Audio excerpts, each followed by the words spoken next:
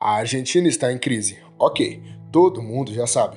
Mas a crise que acomete o país é muito pior do que você imagina. Agora, as coisas passaram para um novo nível e você vai entender o porquê. E a grande questão é se o Brasil pode ir pelo mesmo caminho.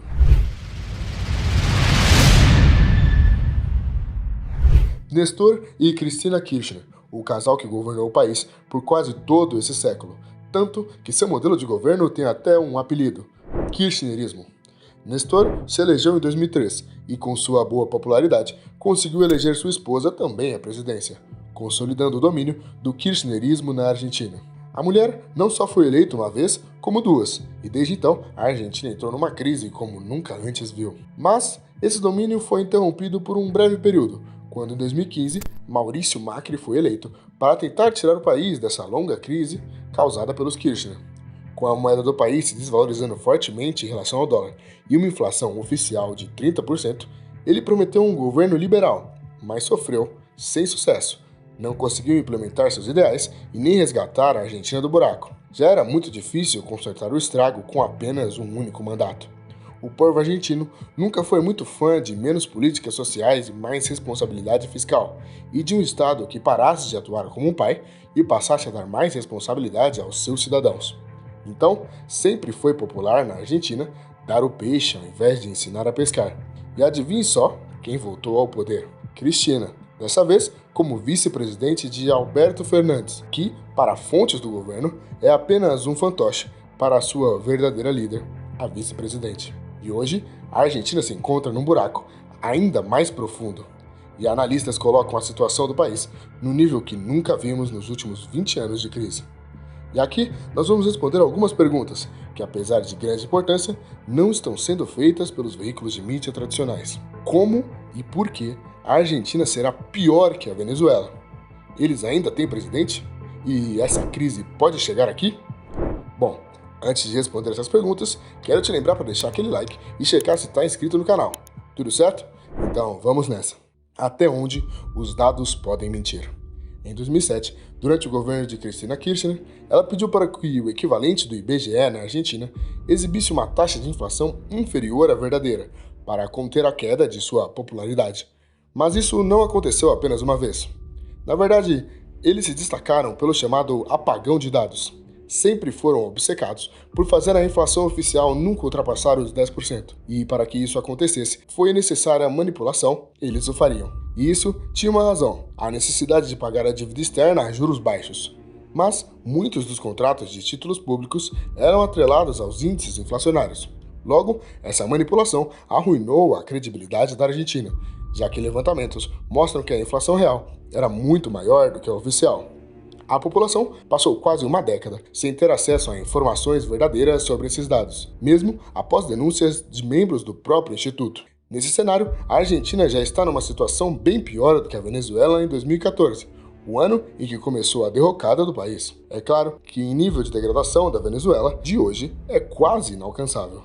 Mas não tenha dúvida que a Argentina é bem capaz de tentar alcançar. A corrupção, escassez de produtos básicos e fechamentos de empresas, além da deterioração da produtividade, são algumas das consequências da crise. De acordo com um estudo de 2018 de 3 universidades venezuelanas, quase 90% dos habitantes do país vivem na pobreza. O Haiti, com todos os seus desastres, hoje está na frente da Venezuela. Mas essa comparação ainda é um pouco injusta, já que a Venezuela está anos à frente da Argentina no quesito de tomar péssimas decisões econômicas. Hugo Chávez assumiu o poder em 1998 e Nestor em 2003. Chávez ficou no poder por 14 anos consecutivos e os Kirchner por 12, retornando em 2019 com o governo fantasma de Cristina. Mas em 2014, a Venezuela ultrapassou todos os limites. Porém, a virada de chave da Argentina também pode estar chegando. Vamos lá. Naquele ano, a Venezuela registrou uma inflação de 68%. Já a Argentina deve alcançar uma de 90% nesse ano de 2022. Só até agora em agosto, eles já estão em 64%. O desemprego da Argentina, de agora, está em 7,1%. Em 2014, a Venezuela tinha apenas 5,4%. Isso que na Argentina são só contabilizados aqueles que estão ativamente procurando por empregos. A grande massa que já desistiu não é contabilizada, o que torna esse número potencialmente muito maior e assustador. Em 2014, o bolívar venezuelano trocava em 52 para 1 com o dólar. O peso argentino em 2022 é trocado por nada mais nada menos do que 128 para 1. Sim, você não ouviu errado, e esse é o número divulgado oficialmente, pois, no mercado informal, o recorde bateu 350 para 1. Isso é muito triste e alarmante. 37,9% da população do país se encontra em situação de pobreza.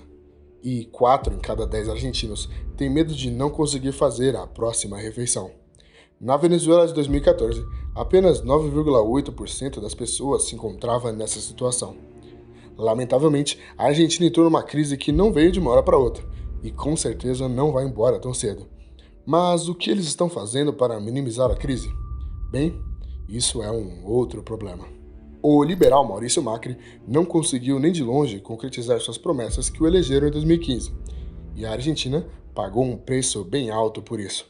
Nas eleições de 2019, ele tentou sua reeleição, mas foi esmagado por Alberto Fernandes, que tinha como vice Cristina Kirchner. Mas desde o início estava claro, ele era apenas um fantoche.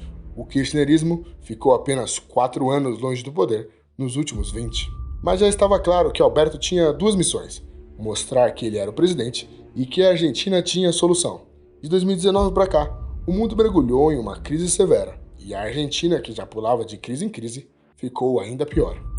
E se ele está pior em relação à credibilidade, Fernandes está no chão. E essa credibilidade é essencial para qualquer país, pois nenhum investidor estrangeiro vai colocar dinheiro no Estado que tem como líder um fantoche, que toma decisões questionáveis sucessivamente. Mas se a Argentina vem tomando decisões ruins com seu dinheiro, eu sei de um pessoal que está cuidando muito bem do seu. Checa aqui no card esse vídeo que fizemos sobre os novos 10 homens mais ricos do mundo. Você pode assistir depois desse vídeo aqui. Ah, e dá uma olhadinha se já deixou o like.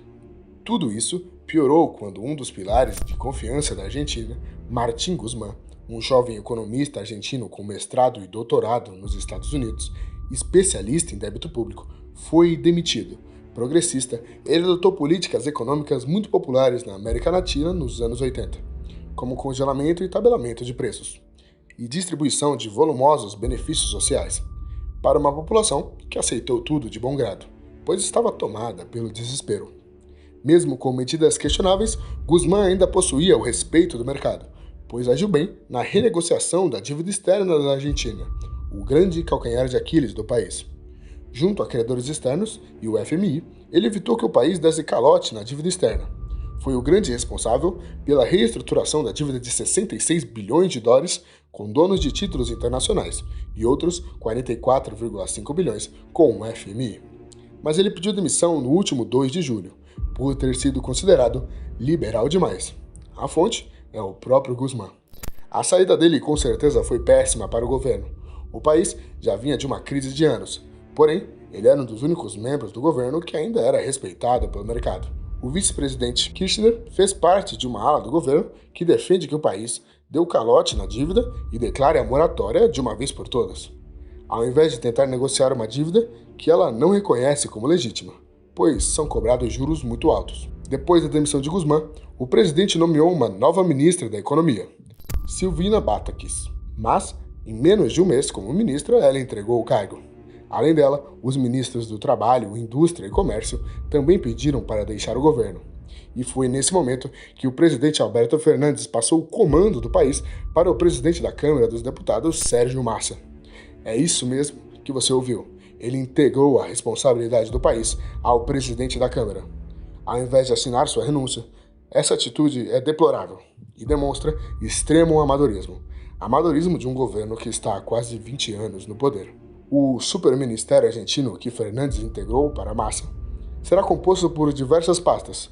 É como se a cúpula original do governo tivesse desistido de exercer suas funções, tamanho a interferência da vice-presidente, que tem grande apoio no Congresso. Essa medida demonstra não apenas o isolamento do presidente, mas também sinaliza que não está nos planos do governo argentino cortar gastos ou parar de imprimir dinheiro. O mais bizarro é que, apesar desse cenário de catástrofe, nenhum candidato forte surgiu para confrontá-lo nas eleições de 2023. o que indica que muito provavelmente o país terá pelo menos mais 4 anos de kirchnerismo. Agora, como a crise da Argentina pode afetar você? Me diga, com qual país a Argentina se parece? Primeiro, Néstor Kirchner foi eleito em 2003. Depois, sua esposa e aliada, Cristina, que por sua vez conseguiu até a reeleição em 2011. Já em meio a uma crise econômica. Em 2015, insatisfeito com 12 anos no poder, o povo argentino resolveu testar o liberalismo de Macri, que enfrentou resistência no Congresso, onde suas pautas mais fundamentais não avançaram, o que o fez perder mais uma eleição para os Kirchner. Percebeu como essa situação é bem semelhante à do Brasil? Assim como eles, também fomos governados desde 2003 pelo mesmo partido, e em meio a crises econômicas, com a adição de um impeachment, um partido de oposição chegou ao poder na eleição seguinte. Mas ao contrário do governo de Macri, o Brasil segurou as pontas, o que nos deixa distantes da Argentina. O desemprego caiu abaixo dos 10% pela primeira vez em 7 anos. O PIB deve crescer 2% nesse ano de 2022. E a inflação, apesar de ainda muito alta, está dando sinais de trégua.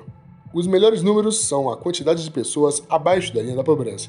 Em 2019, eram 5,1%. A previsão de 2022 é de 4%. Com dados relativamente bons, o Brasil ainda é a maior economia latino-americana. Estamos consideravelmente longe do desastre argentino. Mas, se não vamos segui-los, iremos resgatá-los? Na minha opinião, qualquer resposta seria absurda. Transferir recursos do povo brasileiro para uma nação que escolheu se afundar é inaceitável. Mas não estamos navegando em águas tranquilas ainda, já que o presidente Alberto Fernandes é aliado ao candidato Lula do PT, que já indicou que irá ajudar a Argentina caso seja reeleito, além de terem políticas de governo muito parecidas. Se continuarmos nesse caminho, iremos arcar com as falhas de um país que vem tomando decisões ruins durante 2 décadas. O Brasil tem tudo para se tornar uma próxima potência mundial, mas sobre isso nós vamos falar em um outro vídeo do canal. Fica ligado, se inscreve e, claro, não esquece de deixar o like nesse vídeo que eu vou ficando por aqui. Até a próxima, pessoal!